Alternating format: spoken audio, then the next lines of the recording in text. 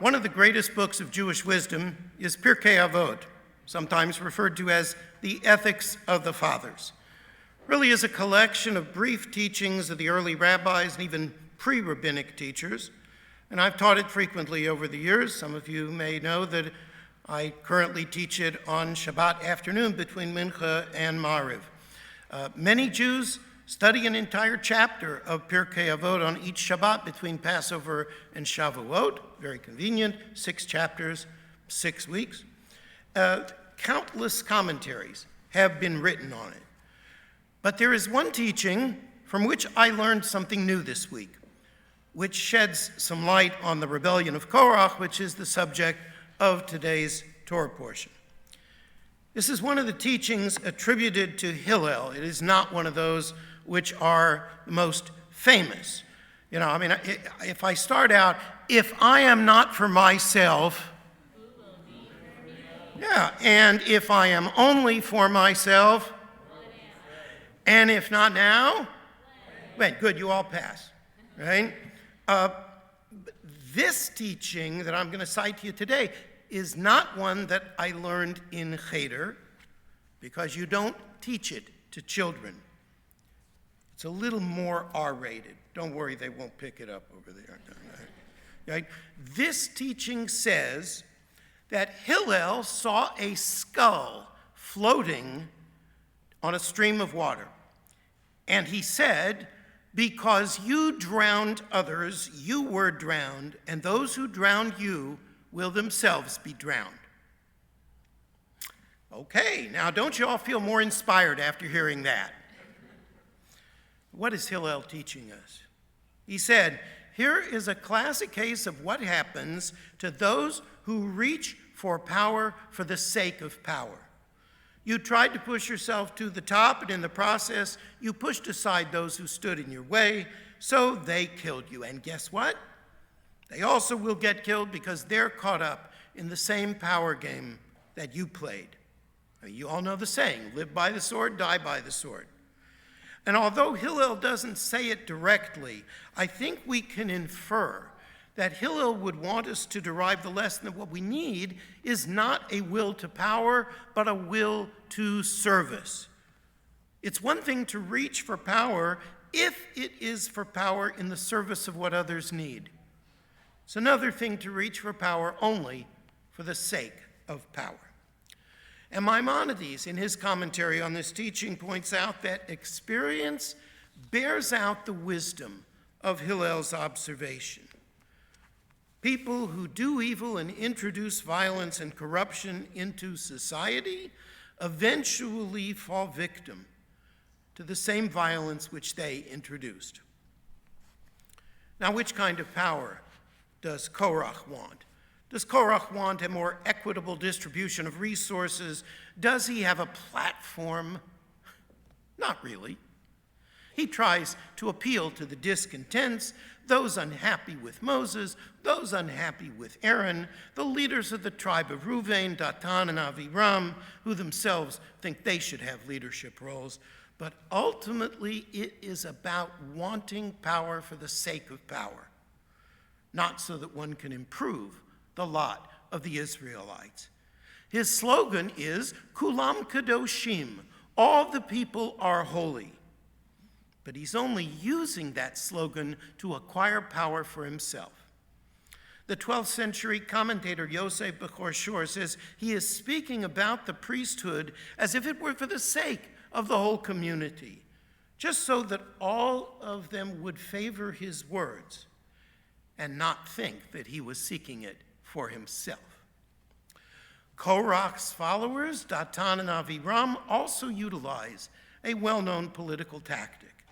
They emphasize how good things used to be. They talk of Moses bringing them out of a land of milk and honey, as if they were really free to enjoy the benefits of prosperity in Egypt.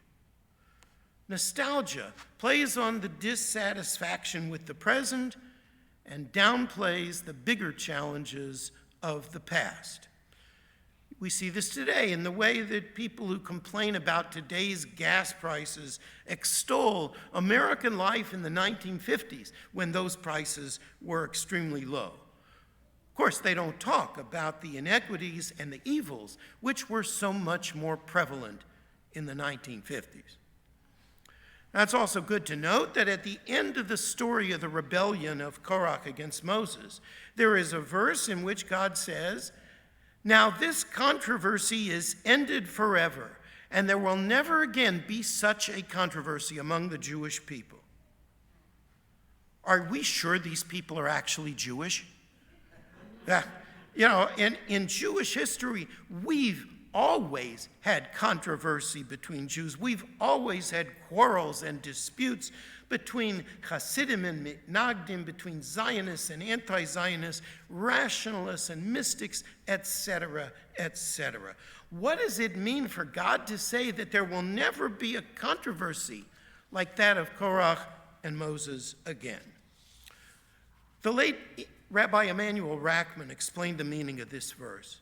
He quoted his father, who said that a fight like that between Korach and Moses, there will never be again, because that was a fight in which one side was 100% right and the other side was 100% wrong. That kind of a dispute, he says, will never occur again.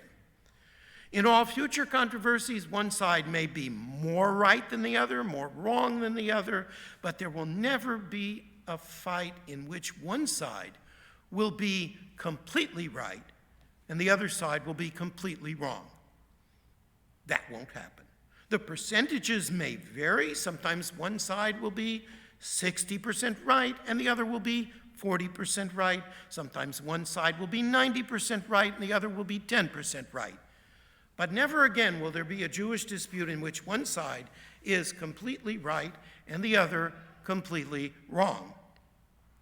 And so Hillel's teaching about those who reach for power is not necessarily so clear-cut.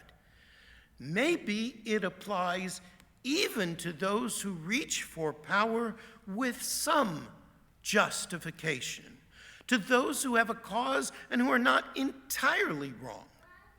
Maybe they're only 30% wrong. Maybe they're 70% wrong, but they're not 100% wrong. And let me give you an example from American history. Now, I am one of the older rabbis in Beth Yeshurun, but I assure you I'm not this old. I was not alive during the years of Prohibition. But I do know that there were many well-intentioned people who saw the evils of alcohol. They saw the social problems, they saw the crime and corruption, they saw the health problems caused by excessive use of alcohol. And so they said, we're going to make it a crime to manufacture, sell, and transport intoxicating liquors. And many leading Christians expected great results from Prohibition. The well-known Reverend Billy Sunday predicted the reign of tears is over. The slums will soon be a memory. We will turn our prisons into factories and our jails into storehouses. So were they wrong in wanting to do this? Well, not entirely. Did it work? Absolutely not. Prohibition was such a disaster that within 13 years, less than a generation, it was repealed, and no one is talking about bringing it back. One reason for that is that prohibition led to people turning to worse substances than alcohol, or in many cases, drinks with a much higher percentage of alcohol, causing a much higher death rate than before Prohibition went into effect. More people went to prison, not less. The prison population exploded during Prohibition. Large numbers of people who saw the law as fundamentally wrong did not abide by it.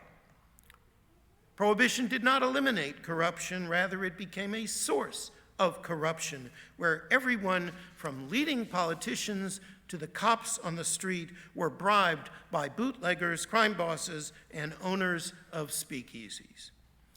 And by the way, there was a Jewish angle on prohibition. It's called Kiddush. The use of grape juice for Kiddush is very common today, but it was not widely accepted among traditional Jews in that time. Many Jews took advantage of what was called the sacramental exception. But that too was misused by non-Jewish wine producers.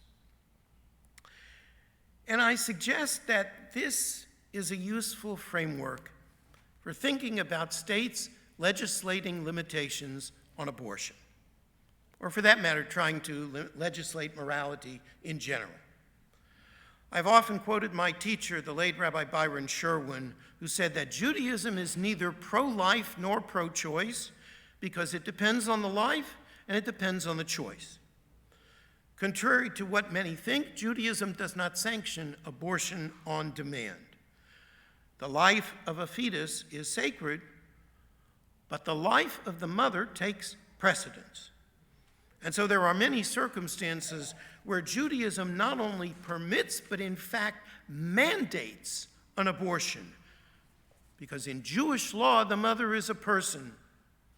The fetus is not yet a person. Now, other religions have a different ethic in this matter.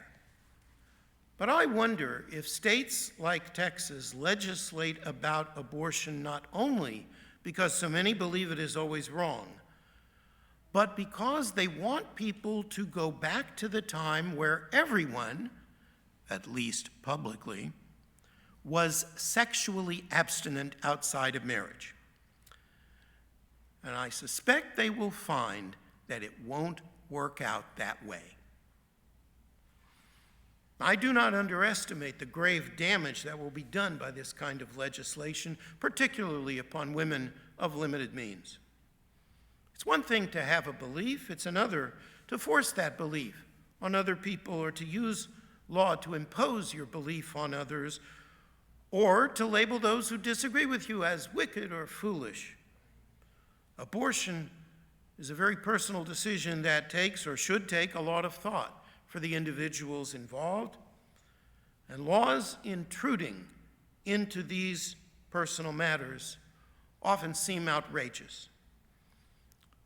I don't support the imposition of one group's religious beliefs upon another, even when I happen to agree with them. But I believe that even those who support it will eventually find that this kind of legislation causes far more harm than good, just as was the case with prohibition.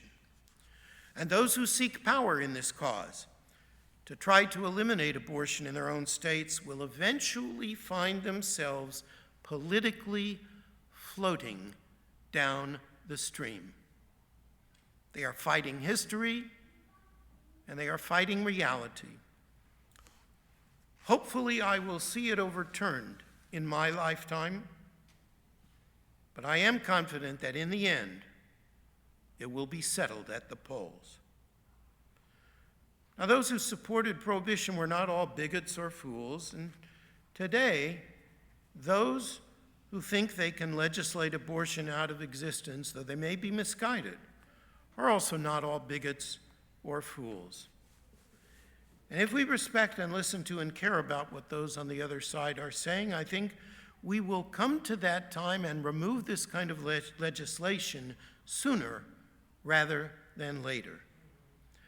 My mentor, Rabbi Usher Kirschblum of blessed memory, used to say that a rabbi should never try to be God's defense attorney, always going around defending God's righteousness. And to this I would add that a rabbi should not be God's policeman, the enforcer of whatever you think is God's will. And I don't think any of us should be so sure that we know what God wants that we think we have the right to persecute those who differ with us. Those who have pushed for power in order to impose their wishes and their values upon others, who long to go backwards in time, may find that the wheel will turn that their position will be discredited and someone else will overpower them, like those with good intentions who promoted prohibition. Even for them, Hillel was right. I know how deeply distressed many people here are at the Supreme Court's decision. In that spirit, I say not only that history will judge them, but also Baruch Dayan Ha'emet.